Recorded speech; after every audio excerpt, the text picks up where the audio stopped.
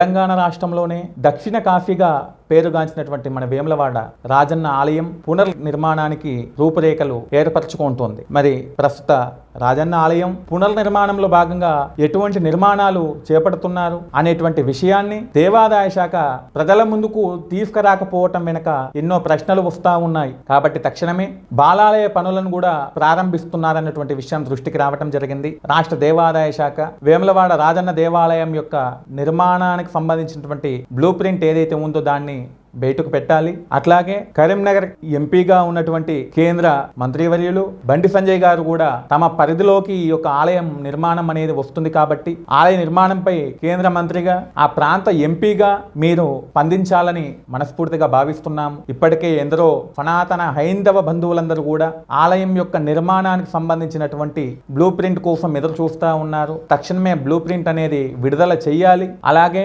శివుడి సన్నిధిలో శివం ఎందుకు అన్నటువంటి దానికి కూడా సమాధానం ఇవ్వాల్సి ఉంటుంది ప్రభుత్వము. మరి మేము కోరుతా ఉన్నాం, పవిత్రంగా మేము పూజించుకునేటువంటి ఆ యొక్క ఈశ్వరుడి సన్నిధిలో అన్య మతానికి సంబంధించినటువంటి భవనాలు కానివ్వండి, అన్య మతానికి సంబంధించినటువంటివి ఇతర ఏ నిర్మాణాలు కూడా ఉండకూడదని, మీరు కావాలనుకుంటే ప్రత్యేక స్థలాన్ని కేటాయించి అక్కడ ఆ యొక్క సమాధులను కానివ్వండి, ఇంకా మరొకటి కానివ్వండి నిర్మాణం చేయండి. కానీ మా యొక్క శివాలయములో అటువంటి అన్య కట్టడాలకు ఎటువంటి తావు ఇవ్వకూడదని మనవి చేస్తూ ఉన్నాము. మరి రాష్ట్ర ప్రభుత్వం తక్షణమే ఆలయ నిర్మాణానికి సంబంధించినటువంటి పత్రాలను విడుదల చేయాలి. ఆలయ నిర్మాణంపై పూర్తి క్లారిటీ అనేది ఇవ్వాల్సినటువంటి అవసరం ఉంది. కాబట్టి దీనిపై దేవాదాయ శాఖ స్పందించాలని, అట్లాగే ఆ ప్రాంతంలో ఉన్నటువంటి ఎంపీ గారు కూడా స్పందించాలని భావిస్తూ ఈ యొక్క వేములవాడ రాజన్న ఆలయం కోసము రాష్ట్రంలో ఉన్నటువంటి సనాతన హిందూ బంధువులందరూ కూడా ఏకం కావాల్సి వస్తుందని మరోసారి మనవి చేస్తూ నమో రాజరాజేశ్వర స్వామినే నమో నమః.